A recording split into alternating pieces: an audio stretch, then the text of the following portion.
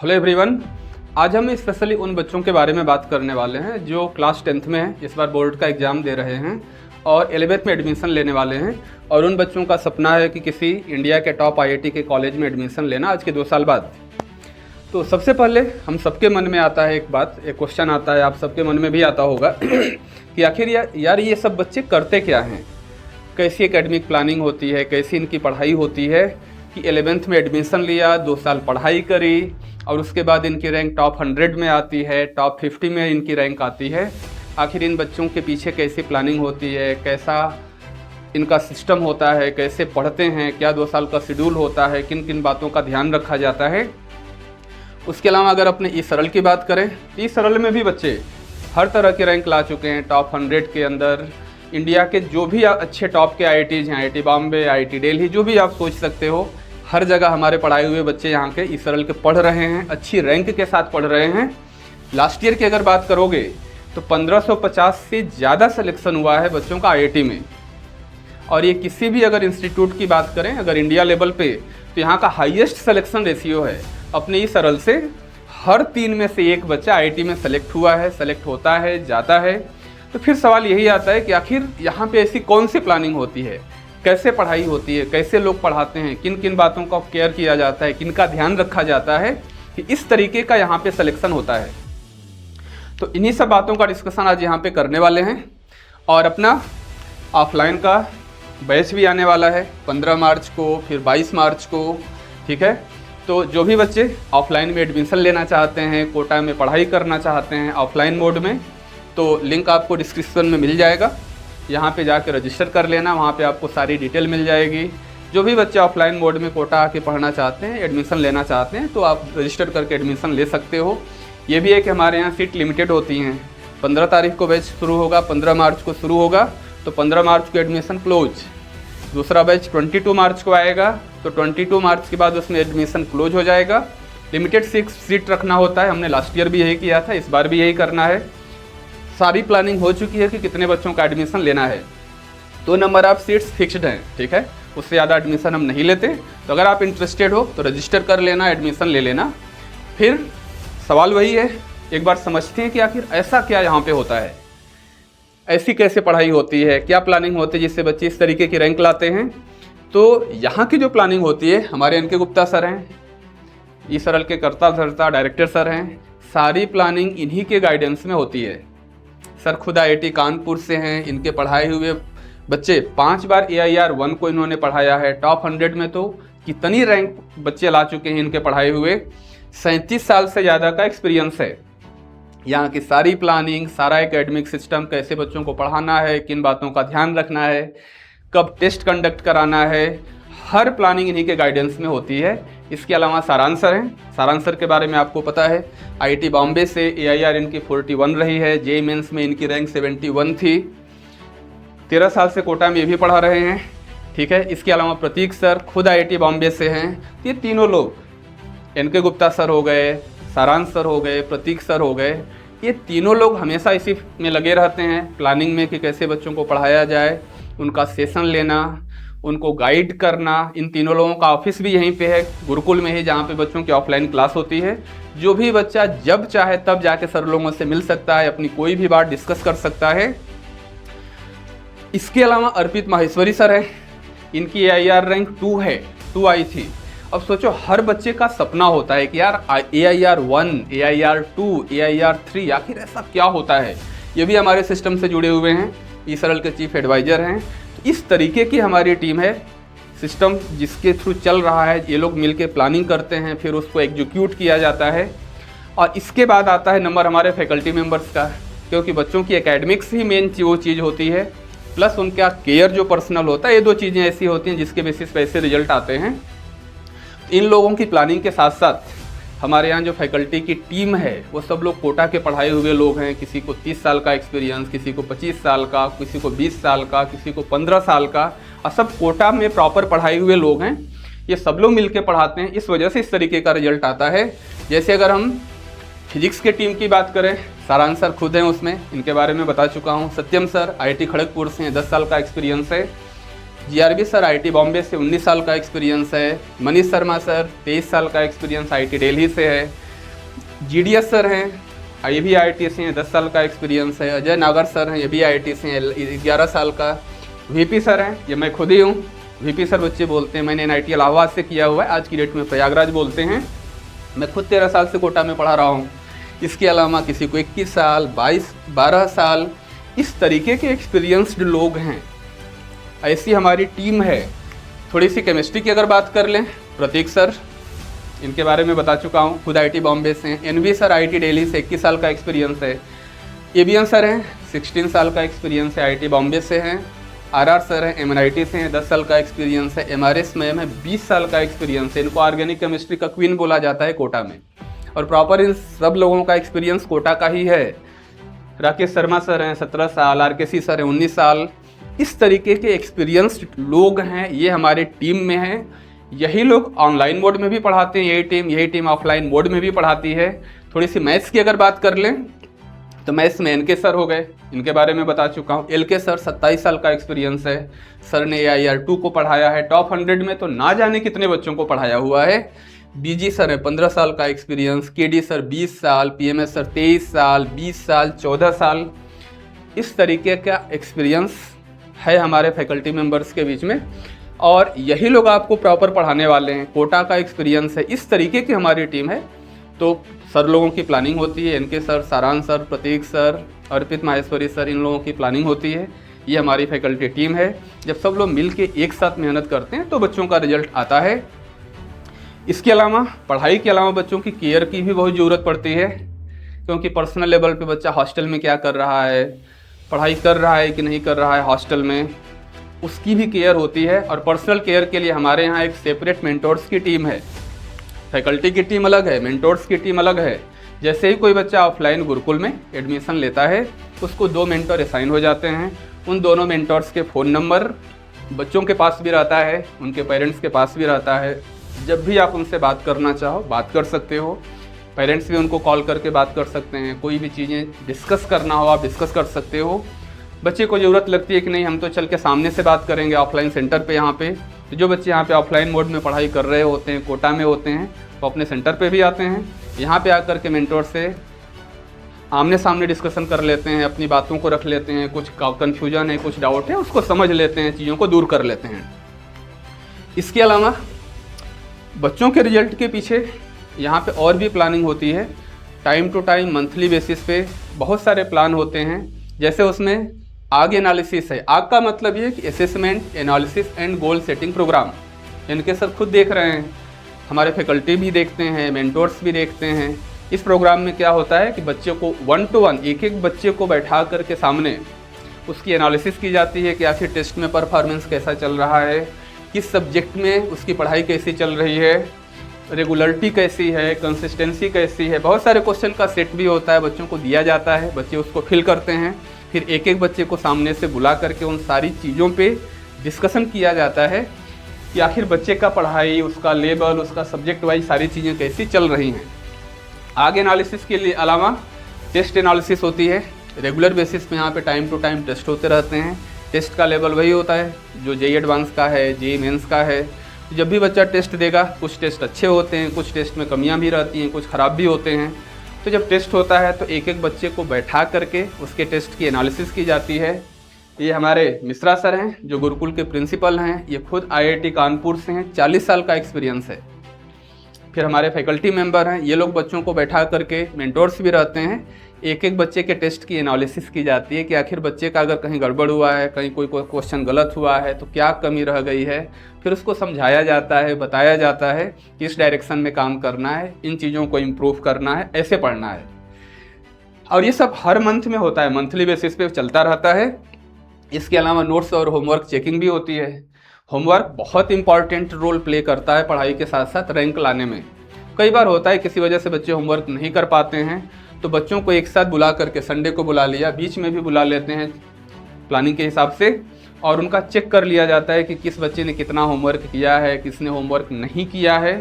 तो जो होमवर्क नहीं किया होता है उसको बैठा करके उसको गाइड किया जाता है। वहीं पे बैठ के बोलते हैं भाई लो होमवर्क कर लो, तो बच्चे वहीं एक साथ बैठ के होमवर्क भी करते हैं। उसके अलावा टाइम बाउंडिंग प्रैक्टिस होती है। कई बार बच्चों को देखा जाता है कि ज़्यादा टाइम में कम क्वेश्चन सॉल्व कर पाते हैं, तो उसके पीछे का सबसे बड़ा रीज़न स्पीड होती है। तो जिन बच्चों के साथ ये इशू होता है उन बच्चों को एक साथ बैठा दिया, टाइम लिमिट बता दी जाती है, हमारे मेंटर, हमारे फैकल्टी मेंबर सब जो अवेलेबल रहता है वहाँ पे बच्चों के साथ रहते हैं, और एक टाइम की लिमिट दे दी जाती है, कुछ नंबर ऑफ़ क्वेश्चंस दे दिए जाते हैं, और ये बोला जाता है कि इतने टाइम के अंदर ही इन सारे क्वेश्चंस को सॉल्व करना है। बच्चा बैठ के वहाँ पे उन क्वेश्चन को सॉल्व करता है। तो धीरे धीरे जब ये प्रोसेस कॉन्टीन्यूअस चलता रहता है तो उसके थ्रू बच्चों की स्पीड भी इम्प्रूव हो जाती है। बैकलॉग रिकवरी कई बार होता है, कोई कभी कभी जेन्युइन रीज़न भी होता है जिसकी वजह से बैकलॉग हो जाता है। होमवर्क का बैकलॉग हो गया, नोट्स का बैकलॉग हो गया, कहीं किसी वजह से क्लास छूट गई। कई बार जेन्युइन रीज़न भी होता है, कई बार बच्चे मक्कारी भी करते हैं। तो उसके लिए मेंटोर, फैकल्टी मेंबर उन बच्चों से मिल करके उनको एक साथ बुला लिया, सबका चेक होता है कि किसका कितना बैकलॉग रह गया है। अगर किसी का बैकलॉग है तो कैसे उसे कवर करना है, कैसे उसे कंप्लीट करना है, सारी बातें उन बच्चों को समझाई जाती हैं। इसके अलावा बच्चों को एक कार्ड दिया जाता है जिसको हम शक्तिमान रिपोर्ट कार्ड बोलते हैं। उसमें तीनों सब्जेक्ट के सारे चैप्टर लिखे होते हैं, और यहाँ पे लिखा होता है कि नोट्स, फिर एक मॉड्यूल की एक्सरसाइज हो गई, जेईई मेंस, जेईई एडवांस के PYQ हो गए, ठीक है। और उसमें बच्चे को लिखना होता है, टिक करना होता है कि हमारा नोट्स कंप्लीट है कि नहीं, अलग अलग सारे चैप्टर्स का, चैप्टर वाइज। जैसे बच्चे का अगर फिजिक्स में किसी चैप्टर के नोट्स कंप्लीट हैं तो उसने टिक कर दिया। एक्सरसाइज में, मॉड्यूल के एक्सरसाइज में कितने क्वेश्चन कर रखे हैं वो नंबर ऑफ़ क्वेश्चंस लिख दिया। जेईई मेंस के PYQ कर रखे हैं कि नहीं, जेईई एडवांस के PYQ कर रखे हैं कि नहीं, इस तरीके का रिपोर्ट कार्ड होता है बच्चे का, तीनों सब्जेक्ट का होता है। मेंटर खुद उसे चेक करते हैं, वहाँ पे अपनी साइन करते हैं, और किस किस डेट में चेक इन हुई है वो डेट भी वहाँ पे लिखते हैं। इससे सबसे बड़ा फ़ायदा ये होता है कि अगर हमें कभी ये चेक करना हो या बच्चे का चेक करना हो कि भाई कितना इसका बैकलॉग रह गया है, कितने चैप्टर इसने कंप्लीट कर लिए हैं, कितना इसका बाकी है, तो सीधे कार्ड मंगाया, और इसको देख करके हमें समझ में आ जाता है कि अच्छा ये चैप्टर इसने कंप्लीट नहीं किए हैं, इसमें कम किया है, यहाँ पे इम्प्रूवमेंट की ज़रूरत है, इन चैप्टर्स को कंप्लीट करने की ज़रूरत है। तो बच्चे को वहाँ पे गाइड किया जाता है, समझाया जाता है, और उसका शेड्यूल उसके हिसाब से मेंटर खुद समझाते हैं, बताते हैं कि ये टाइम इंटरवल है, ये शेड्यूल है, इसमें आप इन चीज़ों को कवर कर लो। इस तरीके की चीज़ें होती हैं जो हमारे रिजल्ट के पीछे का सबसे बेसिक रीज़न है। इसी वजह से यहाँ से ऐसे रिजल्ट भी आते हैं। हर 3 में से एक बच्चा सेलेक्ट होकर अपने ड्रीम कॉलेज में जाता भी है, बहुत सारे बच्चों का सिलेक्शन भी होता है, अच्छी रैंक भी आती है। ये सारी चीज़ें जो मैंने आपको बताई हैं मंथली बेसिस पे चलती रहती हैं। इसके अलावा और भी कुछ चीज़ें हैं, जैसे ई सरल में मन की बात, ये भी मंथली प्रोग्राम चलता रहता है। एक्चुअल में होता क्या है कि कई बार बच्चे अपनी मन की सारी बातें शेयर नहीं कर पाते हैं, कभी कभी पढ़ाई से रिलेटेड भी होती हैं, कभी कभार इधर उधर की बातें भी होती हैं, ठीक है। कई बार डिस्ट्रैक्ट हो गए, मोबाइल पे डिस्ट्रैक्शन आज जानते ही हो, आजकल सबसे बड़ा डिस्ट्रैक्शन का सबसे बेसिक सोर्स मोबाइल है, हो जाता है कई बार। और ये चीज़ें ऐसी होती हैं कि कई बार बच्चे शेयर भी नहीं कर पाते, तो उसके लिए मन की बात प्रोग्राम रखा जाता है। इनके सर खुद हैं, सारांश सर, हमारे प्रिंसिपल सर, बाकी फैकल्टी मेंबर भी वहाँ पे रहते हैं टाइम टू टाइम। उसमें बच्चे फ्री होकर के अपने मन की सारी बातें शेयर कर लेते हैं। कभी ये भी है कि बच्चों का अगर सजेशन देना हो कि कुछ और एक्स्ट्रा क्वेश्चंस की ज़रूरत है प्रैक्टिस के लिए, कुछ और एक्स्ट्रा टेस्ट की ज़रूरत है, कुछ क्विजेज की ज़रूरत है, तो भी बच्चे बताते हैं। तो उसके हिसाब से, सिचुएशन के हिसाब से सारी चीज़ों को देख करके उन चीज़ों को प्लान किया जाता है। जहाँ जेन्युइन चीज़ें लगती हैं बच्चों को एक्स्ट्रा क्वेश्चन भी दिया जाता है। किसी और तरीके की प्रॉब्लम है जो पढ़ाई लिखाई से हट के है, तो उससे कैसे बचें, उन चीज़ों को कैसे दूर करें, ये सब चीज़ें भी समझाई जाती है। इसके अलावा हॉस्टल विजिट भी होती है। मेंटोर के बारे में तो पता ही है, यहाँ पे सबसे बड़ा खौफ बच्चों के बीच में मेंटोर का रहता है। उनके मन में ये रहता है कि भाई किसी भी हालत में क्लास करनी है, अगर कोई जेन्युइन रीज़न नहीं है तो मक्कारी हो ही नहीं सकती, क्योंकि अगर क्लास नहीं गए तो मेंटोर आ जाएगा। हमारे मेंटोर हॉस्टल तक जाते हैं, जो भी बच्चे ऑफलाइन में यहाँ पे कोटा में पढ़ रहे हैं, किसी हॉस्टल में रह रहे हैं, ठीक है, तो अगर बच्चा क्लास नहीं आया तो मेंटोर टाइम टू टाइम जा करके उसको फ़ोन करते हैं। फ़ोन से भी कांटेक्ट नहीं हो पाया तो वहाँ पहुँच जाते हैं। फैकल्टी भी जाते रहते हैं, गुरुकुल के प्रिंसिपल सर ये भी जाते हैं, सारांश सर, प्रतीक सर, ये लोग भी हॉस्टल में टाइम टू टाइम जब भी टाइम होता है जाते रहते हैं। इसके अलावा PTM होता है, पेरेंट टीचर मीटिंग भी होती रहती है। ये सब चीज़ें होती हैं, ये सारी प्लानिंग, सारा प्रोसेस सिस्टमेटिक तरीके से कॉन्टीन्यूअसली चलता रहता है, और यही वजह है हमारे इस तरह से अच्छी रैंक लाने का। इसके अलावा भाई ध्यान रखना, लिमिटेड स्टूडेंट्स ही लिए जाते हैं, लिमिटेड सीट्स होती हैं, क्योंकि अगर बच्चों की एक एक बच्चे की केयर करनी है पर्सनल लेवल पे तो सीट लिमिटेड रहेगी, लिमिटेड बच्चे रहेंगे तभी ये पॉसिबल हो पाएगा। तो हमारे यहाँ सीट लिमिटेड ही होंगी, अगर 15 को बैच आ रहा है तो उसके बाद एडमिशन क्लोज हो जाता है। 22 को जो बच्चे आ गए एडमिशन क्लोज, हमने सीट डिसाइड कर रखी हैं, इससे ज़्यादा एडमिशन नहीं लेना है तो नहीं लेना है। पिछली बार भी हुआ था, इस बार भी हुआ था, क्योंकि हमारा पूरा फोकस क्वालिटी पे है, बच्चों के रिजल्ट पे है। उन एक एक बच्चे की, जो भी बच्चा यहाँ पे आया है, हर बच्चे की केयर हो सके, हमारा पूरा फोकस उस पे है, बच्चों के केयर पे है। इस वजह से जानबूझ करके सीट को लिमिटेड किया गया है।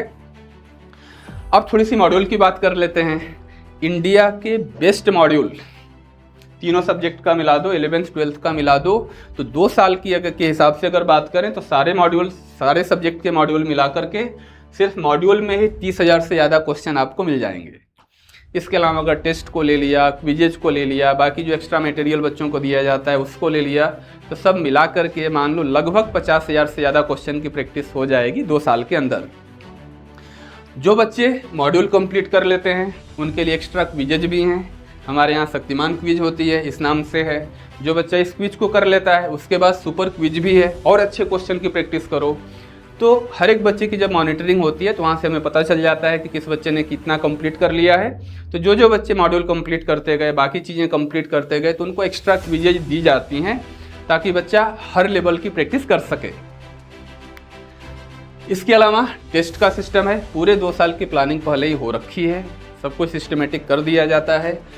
जो बच्चा 11th में एडमिशन इस बार लेगा यहाँ पे ऑफलाइन मोड में, तो 350 से ज़्यादा टेस्ट की प्लानिंग है पूरे 2 साल में, ठीक है ना। अभी आप एडमिशन लेते हो तो जो बच्चे 11th में भी एडमिशन लेंगे उनको जी एडवांस 2028 में देना होगा, तो तब तक 350 से ज़्यादा टेस्ट की प्लानिंग है। उसमें जे मेंस लेवल के भी टेस्ट हैं, जे एडवांस लेवल के भी टेस्ट हैं, पार्ट सिलेबस टेस्ट हैं, फुल सिलेबस टेस्ट हैं, और ये जो टेस्ट होते हैं सीबीटी मोड पे भी कराया जाता है, क्योंकि ऑनलाइन एग्जाम होता है, कंप्यूटर बेस्ड एग्जाम होता है। यहाँ भी सेंटर हैं जहाँ पे जे मेंस में फाइनल एग्जाम में सेंटर आते रहते हैं, उन सेंटर्स पे बच्चों को ले जा करके उस एक्सटर्नल एनवायरनमेंट में बच्चों की प्रैक्टिस कराई जाती है, कंप्यूटर पे टेस्ट दिलवाया जाता है, ताकि बच्चों की पहले से ही हर तरह की प्रैक्टिस हो जाए। और जब बच्चा फाइनल एग्जाम देने जाए तो वहाँ पे उसे कुछ नया ना देखे कि यार हमें कुछ नया करना पड़ रहा है आज के दिन। फिर जब बच्चे टेस्ट दे देते हैं तो उसके बाद उनकी ऑनलाइन 20 पेज की रिपोर्ट जनरेट होती है। फिर इस रिपोर्ट की एनालिसिस होती है, उसमें सारी चीज़ें रिपोर्ट में मेंशन होती हैं कि बच्चे के कितने क्वेश्चन सही हैं, कितने गलत हैं, और जब वो रिपोर्ट आती है तो उसको देख करके किस डायरेक्शन में हमें प्रैक्टिस करने की ज़रूरत है, किन किन टॉपिक से क्वेश्चन गलत हुए हैं, वो सारे टॉपिक, सारी डिटेल यहाँ पे आ जाती है, जिससे बच्चे को ये समझने में आसानी होती है कि हमें किन चीज़ों को एक्स्ट्रा पढ़ने की ज़रूरत है, कौन सा टॉपिक हमें आता है, कौन सा टॉपिक वीक है। मेंटोर भी टेस्ट के बाद जब उनके साथ बच्चों के साथ मिलकर एनालिसिस करते हैं तो सारी बातें उन बच्चों को बताई जाती हैं। इसके अलावा क्लासरूम की थोड़ी सी बात कर लें तो मैं खुद यहाँ पे गुरुकुल में ही हमारा स्टूडियो है, मैं यहीं से रिकॉर्डिंग कर रहा हूँ, और इसी तरीके के डिजिटल बोर्ड हमारे सारे ऑफलाइन क्लासेज में भी लगे हुए हैं। जो भी क्लास होती है, जो भी टीचर पढ़ाते हैं, जो भी हमारे फैकल्टी पढ़ाते हैं, वो सारी क्लासेज रिकॉर्डेड होती हैं, और वो सारे रिकॉर्डेड लेक्चर हमारे ऐप पे मिल जाते हैं। जो हम PDF में पढ़ाते हैं, इस बोर्ड पे जो फैकल्टी पढ़ाते हैं उसकी PDF भी हमारे ऐप पे अवेलेबल होती है। इसका सबसे बड़ा फ़ायदा ये होता है कि कभी बच्चा रिवीजन कर रहा है, उसको लगा कि यार ये टॉपिक थोड़ा सा वीक लग रहा है, इसमें थोड़ा और एक्स्ट्रा जानने की ज़रूरत है, तो उसकी रिकॉर्डिंग, क्लास की रिकॉर्डिंग अपने ऐप पे है, वहाँ जाकर के उस लेक्चर को फिर से देख सकता है। कुछ नोट्स में अगर उसे कन्फ्यूजन हो रहा है तो PDF अवेलेबल है, वहाँ से नोट्स की सारी चीज़ों को जा कर के देख सकता है, फिर वापस अगर ज़रूरत पड़ी तो उसका नोट्स दोबारा बना सकता है। सबसे बड़ा फ़ायदा यहाँ पे ये होता है। थोड़ी रिवीजन की अगर बात कर लें तो ये हमारे यहाँ यूनिक क्वालिटी है, 5 बार रिवीजन होता है जी एडवांस के पहले तक। यानी बच्चा एक तो अभी एडमिशन ले लोगे आप, 15 को बैच है, 22 को बैच है, तो यहाँ पे अगर एडमिशन लिया तो अभी क्लासेस शुरू हो जाएंगी, फिर दिसंबर के एंड तक 11th का सिलेबस हो जाएगा, फिर जनवरी 2027 से 12th की क्लासेस शुरू होंगी, फिर वो 12th का सिलेबस अक्टूबर नवंबर आते आते वही दिवाली के आसपास कंप्लीट होता है। और जब हम 12th को पढ़ा रहे होते हैं तो उसके साथ साथ एक बार 11th का रिवीजन और करा देते हैं। फिर उसके बाद JEE Main 1 के पहले 2 बार अलग से फिर से रिवीजन होता है, फिर JEE Main 1 और JEE Main 2 के बाद फिर 2 बार रिवीजन होता है, और फिर JEE Mains 2 और एडवांस के बाद 1 बार रिवीजन होता है। इस तरीके से 5-5 बार रिवीजन होता है। इतनी बार रिवीजन होने के बाद कुछ ऐसी चीज़ बची नहीं रहती है जो बच्चे के लिए कुछ नई रह जाए। और इसके बाद एक और फीचर है कि जो अपने यहाँ ऑनलाइन क्लासेस चल रही हैं, जो बच्चा ऑफलाइन में यहाँ एडमिशन लेता है उसको एक सेट ऑफ फैकल्टी और ऑनलाइन क्लासेज की दी जाती हैं। ऑनलाइन कोर्स उसको फ्री में असाइन किया जाता है। सबसे अच्छी बात, खास बात ये है कि ये फ्री होता है बच्चे के लिए। ऑफलाइन में जो बच्चा एडमिशन लेता है उसके लिए ऑनलाइन कोर्स फ्री में दिया जाता है। कभी कभार ये होता है बच्चे को लगता है कि यार मैं अपने सर से तो पढ़ रहा हूँ, इसके अलावा किसी और सर का भी थोड़ा लेक्चर देख लेता हूँ, किसी टॉपिक में अगर उसको कन्फ्यूजन है किसी तरीके का, तो ये ऑनलाइन क्लास का लेक्चर अवेलेबल रहता है। इसमें डिफरेंट सेट ऑफ फैकल्टीज होते हैं, वहाँ से जाके बच्चा उस चीज़ को देख सकता है। और इसके अलावा हमारे सर लोगों के बनाए हुए विजुअलाइजेशन लेक्चर भी हैं। इंडिया में इस तरीके का विजुअलाइजेशन लेक्चर कहीं और आपको देखने को नहीं मिलेगा। ये लेक्चर भी ऑफलाइन वाले बच्चों को फ्री में असाइन किया जाता है। अगर कभी भी बच्चा किसी टॉपिक को देखना चाहे तो यहाँ से जाके देख सकता है। फिजिक्स के जो लेक्चर हैं खुद सारांश सर के हैं, केमिस्ट्री के लेक्चर प्रतीक सर के हैं, मैथ्स के लेक्चर इनके गुप्ता सर के हैं। सर लोगों ने बहुत सिस्टमेटिक तरीके से बहुत अच्छे से इसको डिज़ाइन किया है, बनाया है। ये बच्चे को जो ऑफलाइन में एडमिशन लेते हैं उनको फ्री में दिया जाता है। कई बार ये भी होता है बच्चों को सजेस्ट किया जाता है कि अगर कोई क्लास में नया टॉपिक स्टार्ट होने वाला है तो उसको पहले से ही देख लो। विजुअलाइजेशन लेक्चर से जाके देख लिया तो फिर क्लास में आके पढ़ने में और आसानी होती है, चीज़ों को और अच्छे से समझा जा सकता है, प्रैक्टिस करने में आसानी होती है। ये केमिस्ट्री का प्रतीक सर का है, मैथ्स का इनके गुप्ता सर का है। तो भाई ये सारी बातें हैं, ये सारा सिस्टम हमारे ऑफलाइन गुरुकुल में होता है और यही सबसे बड़ी वजह है कि हमारे बच्चे सेलेक्ट होकर के हर अच्छे आईआईटी कॉलेज में पहुंचे हुए हैं, हर जगह पढ़ रहे हैं। तो फिर से 15 और 22 मार्च से बैच शुरू होने वाले हैं।